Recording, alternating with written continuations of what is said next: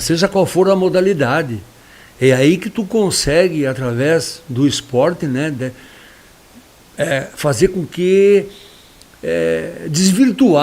desviar essa gurizada assim do mau caminho. Claro. Né? Eu não digo assim, não é nem, eu gosto de falar assim, não é tirá-los, é desviá-los, é a prevenção.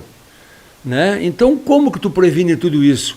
Ocupando essa meninada, né? Essa garotada, com o quê? Com modalidade esportiva. Que tu mostra, né? que tem opção, né? movimento, o ser humano precisa se mexer, se movimentar, se ocupar.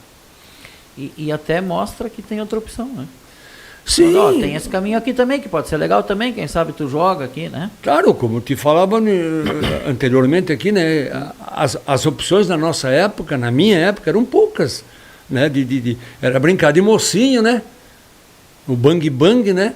Era jogar futebol e alguma outra atividade recreativa que se tinha, né? Mas hoje as opções para essa meninada, para essa gurizada, são várias.